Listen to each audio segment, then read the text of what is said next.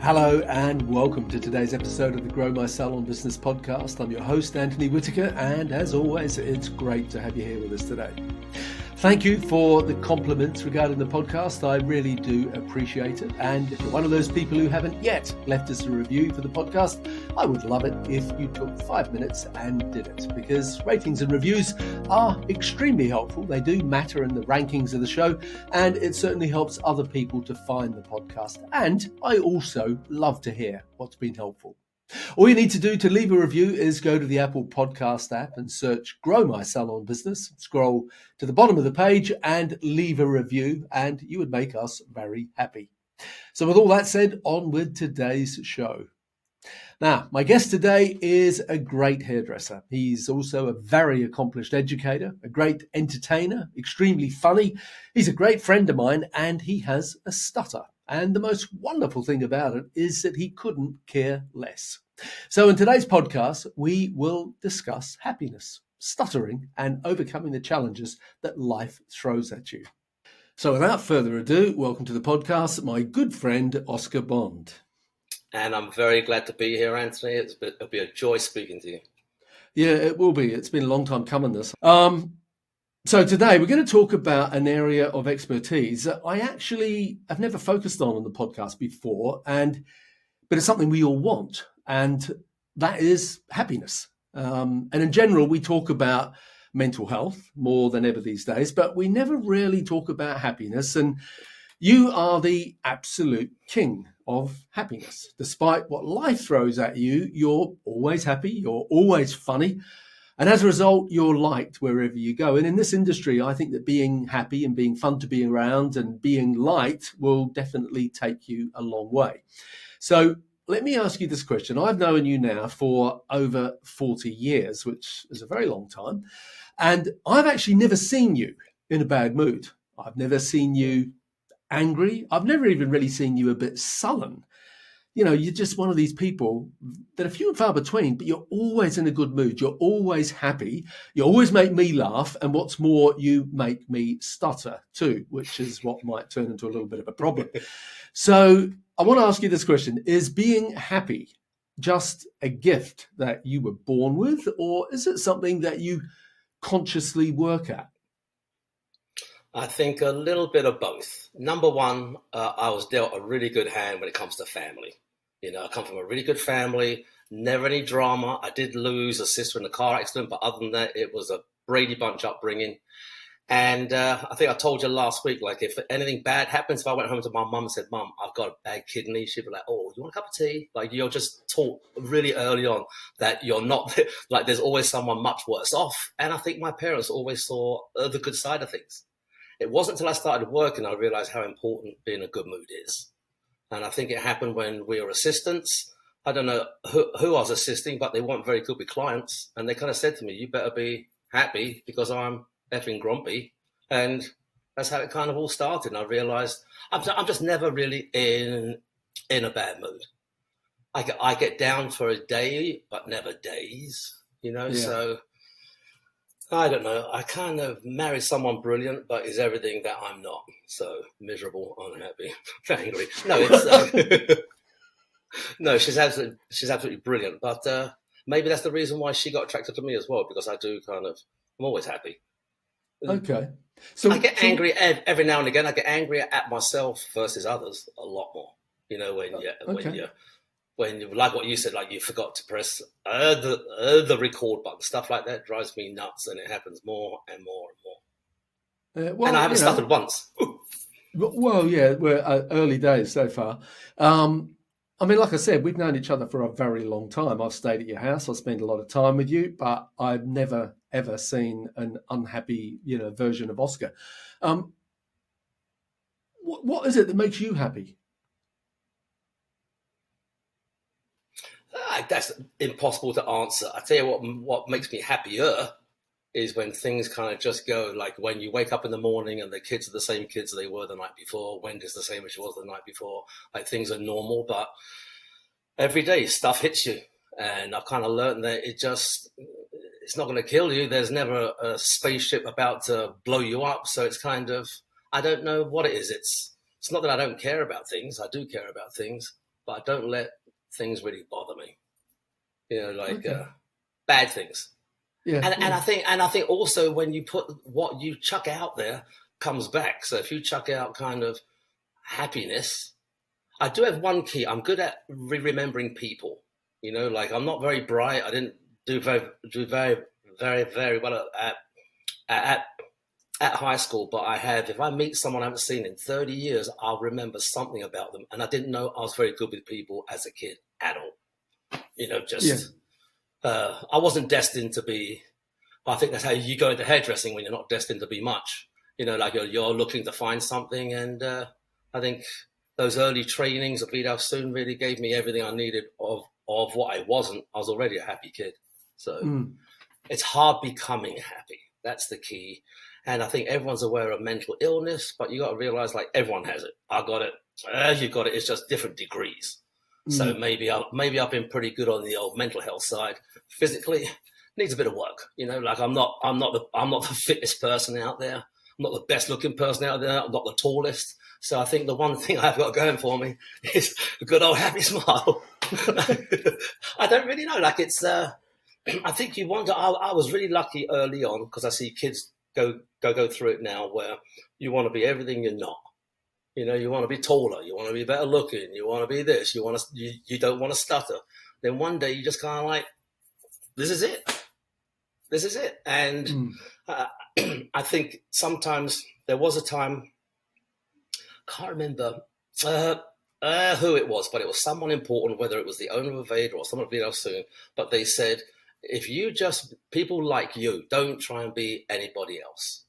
And I was like, it might have been like, Ricky Israel or something, like you're trying to perform to be somebody else, and then one day just bump.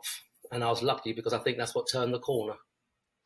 Yeah, it's interesting, and I mean, some people might think I'm insensitive, talking about the stuttering thing, but I can because I used to have a bit of a stutter as well, but even more so because we have a very long history. And we both laugh about it. But I think that your approach to dealing with your stutter, that it actually underpins in many ways who you are. It's almost become your sort of secret weapon to sort of breaking down barriers and disarming people, because you're a teacher. You get on an airplane every week and you're in a different part of America, 2 or 3 days a week doing seminars in front of audiences, and you stand on stage and you talk for a living, and you just get up there and you just stutter. As if you stutter, you stutter. You couldn't care less about it. And I always think that's really interesting, because a lot of people that would have any sort of speech impediment would they do the opposite. They avoid talking. So has it ever bothered you, like when you were a kid growing up? Did having a stutter ever hold you back in any way? There's times you wish you didn't stutter. It's never the easy times. I don't stutter out of, and I don't think you do either. It's not out of fear, or it's out of maybe excitement, or your brain's running too fast. I always thought people would make fun of me. Nobody ever did. Brothers, that's my nickname was Donkey, because he always calls me Donkey. So, and also, it's not really a big deal. Like the hardest time was, first of all, like when you become a teacher and you talk to people, but that really wasn't that bad. I had you next to me and others, and you started but that was kind of the difficult time. Was the first time you're on stage with a microphone, because when you start it gets louder. And I'll never forget, people were like shockwaves. They asked me, where do you live? And I was living in Washington, D.C., and I was going, whoa. So all of a sudden, and it was kind of a light bulb, because all of a sudden I was like, oh my God, I'm like crushing here. And after the show, someone goes, when you were thinking it was really inspirational. They had no idea. I was like already cut my throat. Like I couldn't get a word out. So what people's perception is, and you said something really, really important in that last thing, which is true. I think if you stutter or you have an impediment of any kind, you disarm people. So I walk into new groups 3 times a day, every weekend. And somehow, maybe it's just because I'm not an intimidating figure. I think that goes down to your looks. your attire. I'm not dangerous. So I think what you said about having a stutter, disarming people, that's really true. I never thought about it, but no one's ever given me a hard time. One lady one time made fun of me. That was bad. Yeah. Yeah. I can't say that story. That's a private story, but yeah, it was really bad. It's a little bit like blushing. I used to blush really badly. I'd go bright red, and it really used to inhibit my ability to communicate because I didn't want the attention to be on me. And I remember talking about it once. I can't remember who it was with. I think it was in some sort of group setting where we were talking about something like this. It wasn't therapy, but it was maybe some sort of teacher training thing or something. And I just remember, talking about the fact that blushing was, I felt really bad when I was in front of an audience and I could just feel myself going bright red. And I still do that today. And there might be, a couple of thousand people in the room, but it doesn't bother me. I just get on with it and you just do it. And the bit that disarmed it, or the bit that changed how I felt about it, was when we were talking about it in this group setting. And I said, I just want the ground to open up and swallow me when I blush. And this girl she said, oh, I don't know. I actually find that quite endearing. When you blush, it makes you more human, and from that moment on, it was like, oh, okay. Do you know what I mean? So if I blush, I blush. If I stutter, I stutter. I obviously stutter more with you because it's like a trigger. You start, and it sets me off. Do you know what I mean? So, so that's a bit of a problem. But and that is why we've probably taken. This is over 250 podcast episodes before I actually got you on here. So anyway. No, I think what you said, like that girl that said, I think it's kind of endearing or I think it's kind of cute. Those are the pieces in life that give you huge amounts of confidence. I think it was one time I was stuttering, doing one of the classes at night at Sassoon. I said something about I was in a car and someone goes, how many cars are you in? And the girl says, I think it's kind of cute. I've never stopped talking. Like if I look back, it's not big breakthroughs. It's tiny things where someone goes, I think it's kind of endearing, where you just snap right out of it. So I try to tell people that and we have a stutter. There's all kinds of speech impediments. A hard one for me is a stammer where there's no noise. Yeah. That's harder than being like, but you just get through it. I mean, it's 10 times worse. So I think there's no way, there's not self-help books, but one day someone just triggers you. I do have a great family. I've had great people around me. So even if someone does make fun, I've probably made fun of them a lot more. It used to hurt me as a kid maybe, but ever since a teenager, it didn't bother me. Yeah.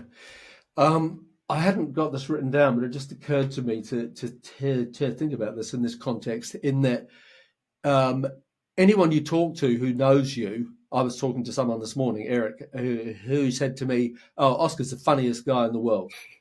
And you're on your best behavior at the moment, without a doubt, okay?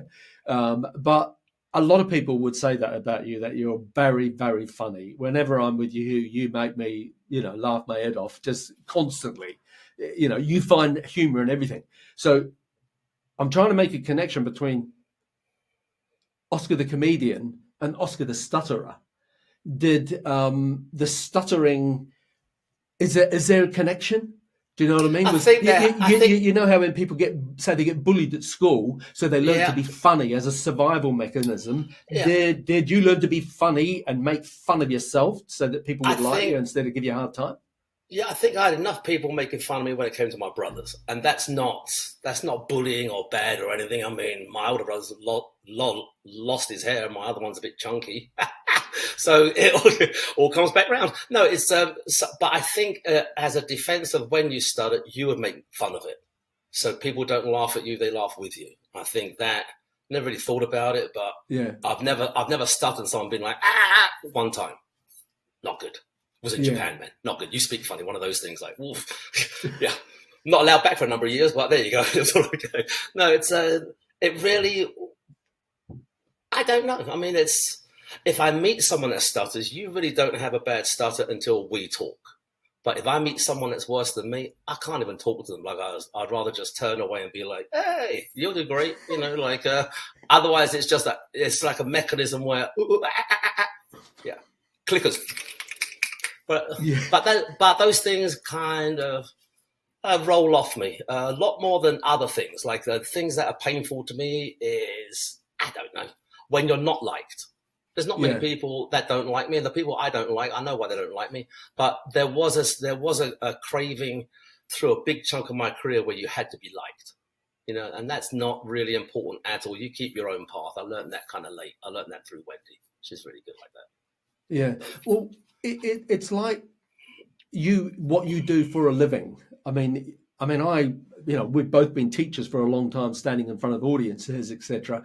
I don't do that post-COVID nearly as much as I used to before COVID. Now I do a lot more stuff that's online, obviously. But I think there's something about what you do, and I haven't seen you in action for a while on a stage. But if you've got a room full of hairdressers and you come along for the first time and people don't know you, there's always a degree of people sort of sat there sizing you up. Do you know what I mean? Like people, exactly. It's a little bit like if you're self-conscious about dancing, it's like get over it, because no one's actually watching you. They're actually more concerned with themselves. Yes. I'm thinking in a hairdressing environment, if you're there on stage and you've got a class full of new people in front of you who've never met you before, that they're sort of like, and you get up there and you start stuttering, I think it probably just takes all the ego out of the room. It's not a good way to start a class, man. Is stuttering? Yeah. Then it's like, has he been on the Bloody Marys? Like what's he been doing? Because something So it's something that you break through straight away. And I think Win Claiborne told me something one time. He says the best educators are the best storytellers. So over a long career, you got a shit ton of stories. You can. They're at the yin yang. So I think it's really difficult when I have people in a room where they're 1 year out of school and they're 63 years old, the same age as me. They're kind of over their career. They feel like they're not part of it. So I think you just connect with everyone. And I don't have a difficult time doing it. I take care of everyone in the class. I've never just taken care of the cute ones. It's everyone. And I found in my experience that people that you take care of you later on in life. So I enjoy it. Yeah. Well, we haven't worked together for a long time, but I know when we used to, that you had this ability and it was a mixture of humor and just genuine empathy to break down any barriers, to break down any of the ego in the room. And often when you've got a room full of hairdressers, there's a healthy amount of ego there. But anyway, so let's leave that alone for a moment, because all these things are sort of interlinked in some ways. And I know you said that you were more than happy to talk about anything.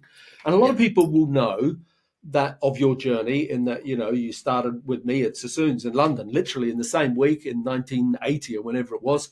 We literally started at the same time, which was a fantastic, time to work with. Or work in, and we worked together in the schools and academies, and then you moved to the United States. So you've been living in America for a long time.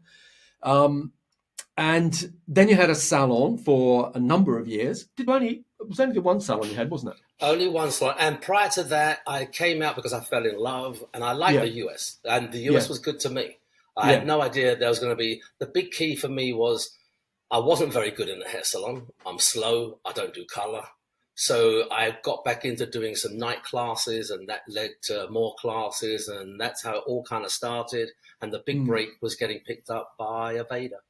Really, they're the ones that gave me a lot more reach. So, but there was no plans involved. I've always admired you for your kind of planning, the way you write your books and everything. I don't overthink things, but I wish I was a better planner. I've got a really good planner in Wendy, but you've always been good like that, man. I've always admired you for it. Oh, thanks, man. I appreciate that. But what I was going to talk about was your school, because a lot of people won't know that you opened a school. It was a fantastic school too, in New Jersey, and it was big, and I saw it, and it looked like it was going to be a huge success. and due to reasons beyond your control, I know there was a fire in the school, etc. And one thing led to another, and it ended up bankrupting you. And I know you said that we can talk about that, because again, that goes, it's sort of linked with the whole "I'm happy" thing. Do you know what I mean? Because if ever there was a reason to not be happy, That was it.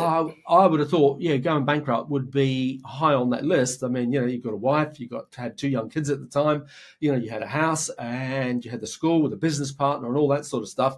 And I remember seeing you around that time, and it still didn't seem to phase you. It was just like you just roll with the punches. You just get up every day and get on with it. So can you talk to us about how you dealt with that? Because at any time, there will be people listening to this that are having a tough time in business, tough time in their life, relationships, whatever it is. And not everyone is able to sort of sail through things. So, how did you deal with that period of your life? It's a really good question, because it all started off so good. We sold our salon to San Brocado for a decent amount of money. We had like $400,000 in working capital. Everything's hunky-dory. And then one day you get a phone call saying, your building's had a fire, and we bought the building. So just after that, it was every day you're dealing with what's presented. You got people coming at you for money. There was asbestos involved. So all of a sudden there's remediation. You learn a lot about debt. So in one night, everything turned really, really sour. I was more worried about marriage and the kids than I was about money. I think Wendy was a lot more worried about money than other things. So you just got through it, but we just kept putting good money after good money after good money. We were kind of throwing it away. And in hindsight, I learned a lot that when something bad happens, you stop. You don't put another penny into it. That was the big lesson I learned from it. And also, you get through it. We had a business partner that was a really good friend of mine. I would never do that again. My attorney once said, the only partner you want in life, you either want to marry him or dance with them, but never do business. That was kind of, I should listen to that. Because sooner or later, there's a philosophical difference, whether it's sweat equity, whether it's whatever. So we had a lot left on our plate. We both needed jobs really quick. Tori Hanzo was kind of gunning for me. So that's where I went. Wendy went with a distributor to be of a color line. And I would have worked in a gas station. Like one night you got tons of money, next night you got nothing. So it was just day by day. I had really good people around me. One of them was Eric Fisher. I've got you. I had excellent people around me. But then sometimes, the people you really rely on, they're not around. So it was really hard, but you just get through it every single day. Had a really bad experience prior to COVID where Wendy's brother took his own life, and it wasn't expected. And that is really shocking to me. That makes me feel like I should have done more, because we went through a bankruptcy. So the idea is, if you are listening to this now and you're having a bad time or you're really down, so far you've been 100% successful at living. So that's what you kind of go to every single day. And then I can almost guarantee you it does get better. It will get better. So there was a lot learned in that. I don't ever want to go through it again. And hindsight is everything. Like what we should have done, what I should have done, all that. But on the day of when it's presented, you do the best thing you go with the best advice you have, whether it's your attorney. But I realized there was a lot in debt, and we've got through it. Now we own a place in the Poconos. So you do get through it. It's just a horrible few years, not a few weeks or a few months, a horrible few years, but then it's behind you. So I really admire Wendy, because she took the brunt of all the financial stuff, and we begged, borrowed money. We kept putting good money after bad money. The bank kept giving us money. You can do it. You can do it. And in reality, looking back on that day one, we should have been like, the keys are yours, gone. So you learn a lot, but that's half of life. And now I kind of appreciate everything. I love my job. I don't think it's any fun being in your 60s, but my mum said when you hit 70, you feel really young. So I've only got 7 more years of that. Just the alternatives to life to getting older aren't that great. The alternatives to not getting through a bankrupt aren't that great. So I think you just deal with it. I was lucky because my mum and dad They have a good mentality like that, and we have good people around us. A couple really good clients that became good friends. Eric was a really big help to me. You just need some people around you that can say, you can do it. No one's going to come flying in with $1 million and be like, there you go. So you got to kind of get out of your own hole that you dug. But we got through it, and it wasn't a good experience, but very appreciative of everything now. Yeah, yeah. Well, I mean, there's a lot of people that have been very successful in business that have also been bankrupt.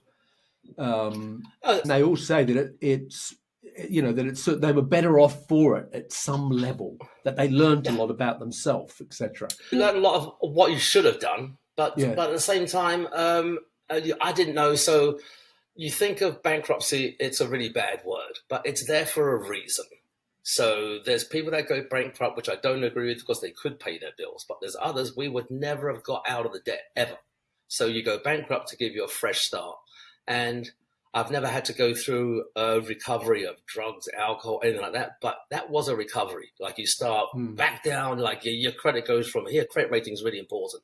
And we were up there in the 700s. And then one night you're at the bottom's like 318. I think we were like 319. But you just start and I was on a debit card for a few months. I still travel. I didn't have any credit cards. So I had to get prepaid credit cards to use to check in hotels. It was just miserable. But I did have some really good people around me and family and everything. And you do work through it.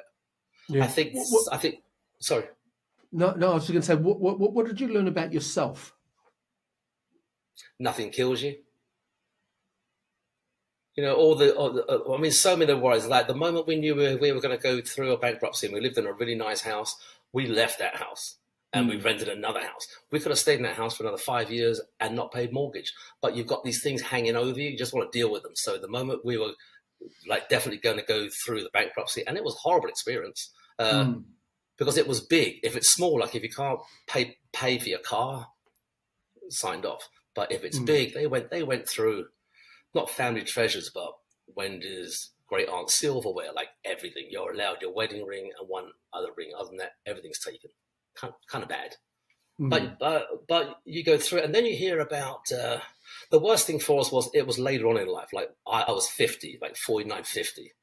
That's 500 years old, actually. No, it's that if it happens earlier in life, you got more of a recovery time.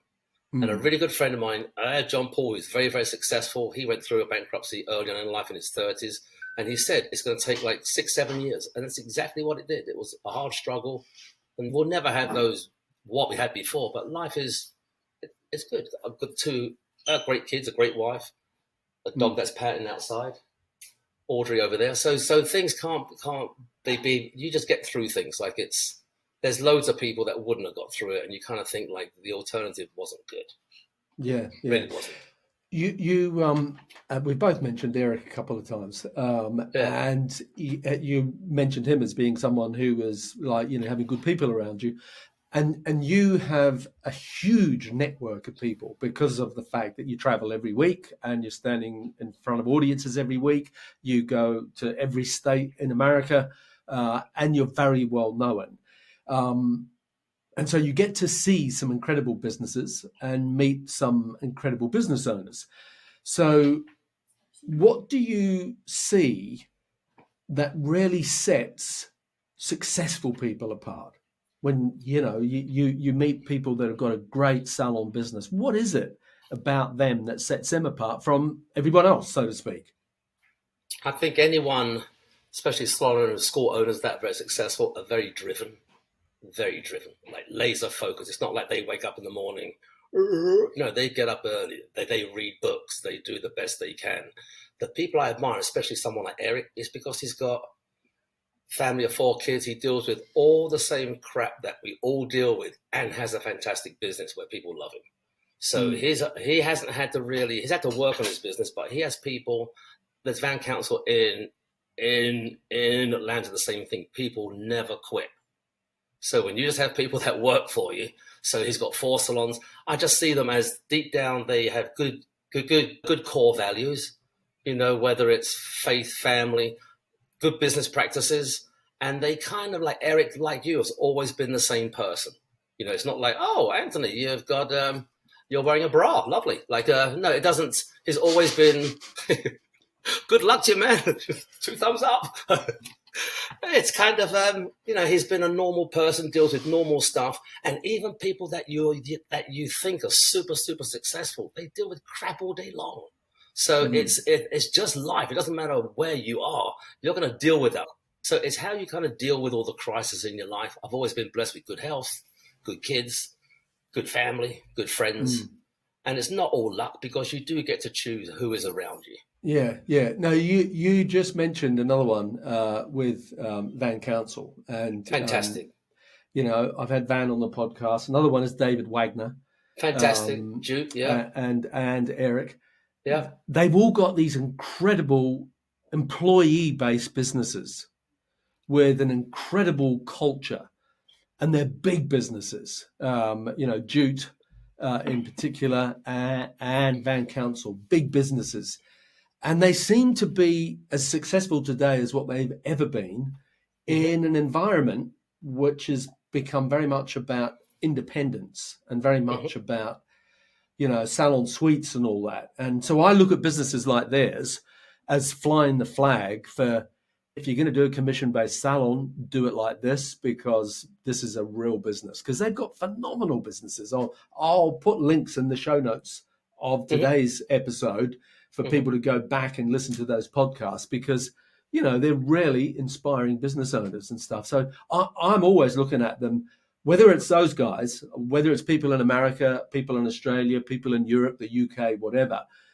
I'm always looking at what is it that sets these uber successful salon owners apart, and their salons themselves apart, because it's inspiring, isn't it, when you go into a business like that. I fully recognize that the salon suite thing and the independent thing, that there's a place for it. But at the same time, I think that there's also a cause or a case to really push what building a great commission-based salon's about, because it's so exciting to create that sort of culture. For when you walk in there as a young 17, 18, 19-year-old, and this is going to be your career, the whole thing, the whole team, the culture, the environment, the music, the decor, all that sort of stuff is what sets it apart from just being in a room by yourself as a salon suite. So talk to us about your observations on that.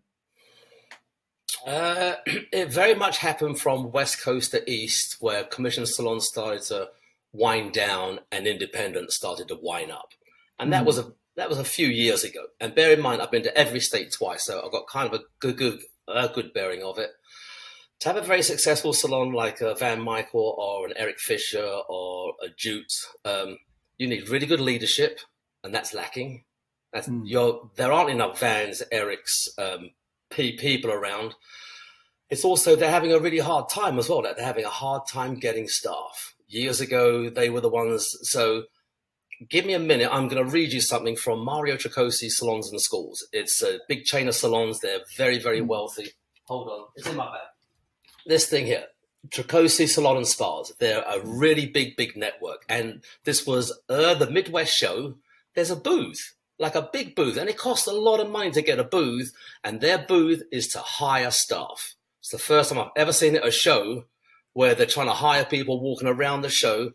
This is what it says. Maybe you get a little picture of that or something, but I will read it out to you. This is someone they're trying to get staff. Read it out, because some people will watch this on YouTube, but the majority of people just listen to it. So it says what we offer: accelerated training and mentorship program. Get on the floor in 6 weeks or less. Number one, up to 50% service commission, additional commission on retail and tenure, marketing support to help build your business. Company pay continuing education from top industry talent. That's me. Comprehensive health insurance, medical RX, which is prescriptions, dental, vision, life and disability, free mental health, well-being benefits, 401k with a generous company match. 401k is where you can put money prior to tax and your company matches it. It's free money. Like, it's a great thing. Time off benefit. It's a pension fund, yeah? Yeah, kind of. Time off benefits, including paid leave and employee discounts up to 90% off services. And that's just to get someone to be an employee. So Van offers $500 to become an assistant. If you're there 6 months, he'll give you another $1,000 if you finish your. So it's hard getting people. I do think the pendulum swung so far towards independence. I mean, it's a great idea, man. Imagine if we were finishing school, we can get our own little space with our own name on it, and we get our own business card and our own logo. But guess what? We don't have any business. So I go to loads of them, and they go in when they have a client. It's cheap. It's $300 a week or something. So I get that for a haircut. So, but I do think that what you miss out on is the camaraderie of when you and I work together, and I'll come in every day and you'd say, you look like crap. That's what I kind of miss with people. And that's the energy of Eric, Van, Jute. They don't have paid cultures. It's an organic culture that everyone becomes part of. They're all birds of a feather. There's no odd ones out, but it's getting harder and harder. But I think people are craving it. They're sick and tired of not having any clients. Like, social media has really hurt the big commission-based salons. Like it's hard. It's hard to run an operation when you don't know what your people are doing. Eric's frustrated. I know Van's frustrated. So they're having a hard time, but they're surviving. Whereas the others have a hard time, don't survive. But it's not easy. I go to schools and I don't want to talk bad about the kids, but they're not driven by excellence. They think they are, but they're not, because there's not enough leadership above them to tell them what excellence is. So I think as part of being older in these classes, I kind of show them what we were shown, which was do the best you can with whatever you have. That's kind of been the message for a long time. Yeah, I think the standout word with everything you just talked about was leadership. Would you have a salon now? Would you want to open another hair salon? Personally, in New York, I wouldn't. Maybe somewhere else. I tell you what I miss. I miss what I described. I mean, I had great salons when I had them, and I loved building a brand. I loved creating something that was bigger than me. I loved creating that culture and giving people a career path. And you'd walk in the door and it was like going into a great restaurant or going into a great club. It was like, oh, this is fantastic. I loved being at work. And I think I can pretty confidently say most of the people that I worked with at that time also loved working there. Yeah. And so I would love to have that sort of salon again. I recognize totally the challenges today with recruiting and keeping people, because it's a different world. And a lot of that is because of the technology and stuff that's available today. And that's made it so much easier, through social media, through iPhone, through all the digital marketing and being able to take payments and book appointments on a phone and all that sort of stuff. It's a different world to the world that you and I started hairdressing in. But there was one other thing I wanted to touch on with you, because you are a hair cutter. Your skill is that you are a great hair cutter, and you're on the road, 2 days a week, doing classes in front of an audience, teaching them to cut hair. And yet, all over the world, for pretty much the last 20 years, is that the era that you started in and I started in was all about cutting hair. And the era that we live in now is predominantly everywhere. It's more about color. True. And so I wanted to ask you, what do you see as far as that goes? I mean, what am I really asking here? You talk about the pendulum swinging back. I mean, everything, we've been in this industry long enough to know that everything changes eventually. Yeah. Nothing stays the same forever. And I will often get people say to me, people not necessarily my age, a little bit younger, maybe in their 40s, and they'll say, Anthony, where can I get a decent haircut? Because they'll know that I'm in the industry. And they will say that so many salons you go into now, they just don't know how to do a nice little haircut. So what do you see as someone who travels around teaching people to cut hair, every single week? Do you see that sort of, lack of expertise, lack of willingness, lack of lack, full stop? Well, I think it kind of started with when we were younger, like the only way, what we strived to do when we were assistants, what we dreamt of was one day getting published in a magazine. Your own name. We used to watch people like Mitch Barry. Oh my golly gosh, I wish I could do that. So a whole bunch of my drive was to try and get publicity. But what that also did was, because there were strong trends, every year, like it or not, you had to learn 2, 3, 4 haircuts. There was a long one, a mid-length, and a short one. There hasn't been a short haircut in the last 15, 20 years. Try and think of one. So kids can go through the whole of school and they might do little old ladies' hair, but they don't do anything short and creative. They don't really get the chance. So they all know hair which is this long with an ironwork and some color. They don't know anything else. And color has been predominant. So they all want to be color specialists. If you leave school and you're a color specialist, it just means you can't cut hair. Like, you're not a specialist at anything when you leave school. So until fashion dictates short hair, people don't really care about it. I mean, they want to learn in classes, but do they go out afterwards and find a short hair model and practice? They all know it's coming. They all know that they can't do short hair. So it does give people of an older generation a bit of an advantage because they've got those things already set up. They've done years of But whereas kids leaving schools certainly since COVID or prior, I don't think they've ever done a short haircut. Or all they do is short haircuts. Or I'm a barber that does pixies. Barbers do men's haircuts. They don't do pixies. So the whole thing when it comes to short hair, just is people want it, people crave for it. But until a big celebrity where everyone wants that look, like right now it's all about here, like it looks like a shaggy bob. It's always something like a shaggy bob. Until you got people going, I want that, but it hasn't happened in years. When it does, I struggle sometimes because it is all about hair color. So if I owned a salon again, I think it would all be about hair color. Maybe you put the price of the haircut into it. Like that's how less important it is. But to certain people, it's really important. So I go out there and I teach about the fact that I do hair cutting. I've had a great career just cutting hair. I don't know if you can do that these days. You need color, unless you're going to get paid a lot for a haircut. And I get paid really well for a haircut. And I still enjoy doing it. I must admit my eyes aren't as good as they were. Believe me. Shocking. No, but also it kind of keeps you on your game where you're showing someone doing a bob and you've got 20 people watching you. You can't be like, oh yeah, lick 'em, stick 'em. No, you got to like, so that's what keeps you up on your toes. And I enjoy what I do. The thing I enjoy most is just meeting and new people. I go to some tiny towns, meet some of the nicest people. And I still enjoy it. Yeah, that's the best part of it is sometimes people think so much more of you. You're like, what?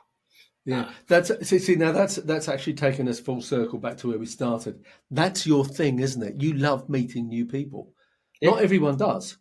And to be a successful hairdresser, you need to be interested in people. Like not just people, we both know people who are really good at cutting hair. But their shortfall is that they don't actually like people that much. Do you know what I mean? So you've got to combine those different elements, don't you? Yeah. Yeah, and if you look at the people mentioned, like your Erics and your Vans, people love them. Like, I mean, they're. So I think I know some really poor hairdressers that are really great people and are really slammed. I know some people that are great hairdressers. Not very busy. So I think it's a combination of a lot of different kind of cocktails and make the perfect one. I'm certainly not perfect. I need a colorist. I need an assistant. So I was and never will be the best stylist, but I do enjoy teaching classes. I do enjoy talking, which is kind of weird because neither of us are very good talkers as kids. You know, but no one's ever. So if anyone does have any kind of ailments like that, your worst fears never happen. Like a whole bunch of people going, you speak really funny. No, it doesn't happen. It doesn't happen at all. Maybe it did. I didn't hear it. I don't know. But it doesn't really happen. So I think all the fears you have, fear is the one thing that stops you. Boom. Yeah. Now, I know you said you're not real big on social media, and I can vouch for that. You're not real big, but you sort of are on there. So whereabouts can people connect with you on Instagram or any other social channel? My handle would be OscarBond007, and it's not the one with underscores because that got hacked. The person that does nothing on social media, that follows no one, got hacked. And it was kind of an invasion. So I couldn't imagine if my life was on there. But now what I do know is every single person that I've connected with, I know. So I've only got a couple thousand, but I know all of them, whereas before I had like 8, 11, 12,000, didn't know any of them. Right. Just lots of people saying, yeah, many nice looking girls. So I was like, maybe I should find out who these people are. So I do like the idea. And I think having a group of smaller numbers is a lot more attractive than a group of big numbers. Maybe it's a bit elitist, but if I did own a salon, I'd have a Facebook page for the salon, but I'd have a closed one for clients. I think people like to be into things, you know. So I know with Hansa, with like mentoring, if we have closed groups, people crave to get in there because they can't. Okay.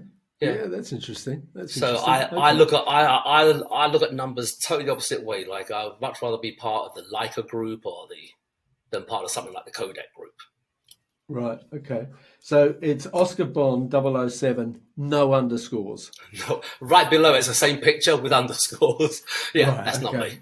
No. All right. Okay. Well, if anyone wants to connect with you, I'll put those links on our website and in the show notes for today's podcast. Well, so, also, if anyone knows me, I don't know if they know this about you, but you produce some books, man, that every single person should have. I know they're related to hairdressing and building a business, but you could put it into any walk of life. You got to realize that having a book, like a legacy of a book, you should feel very proud. You should feel very proud, man. And so should your kids, so should Belinda. Everything's good, man. Thank you. I really admire you, and I'm lucky that you're in my life. So I don't have many people, but I'm lucky. Cheers, mate. Any final words before we wrap up? No. What do you call a man with a rubber toe? Oh God, Roberto. All right, that'll do. That's kind of fantastic. Could be one. Roberto. Yeah, Roberto. I can't ever meet Roberto again after that. But I would do this with you anytime, man. I thoroughly enjoyed it. Okay. All right. Well, if you listen to this podcast with Oscar and have enjoyed it, do me a favor, share it to people that you know would also enjoy it. And don't forget to subscribe and leave us a rating and review on the Apple Podcast app. So to wrap up, Oscar Bond, thank you for being on this week's episode of the Grow My Salon Business podcast. You've been very well behaved. I certainly weren't expecting Thank you. this, okay? And I didn't stutter very much either. You didn't stutter very much either. There we go. I know. You've been very professional and very well behaved. Thank you. Cheers, mate. We'll do it again. Thanks, sometime. Anthony. Appreciate you, man. No worries. Thank you.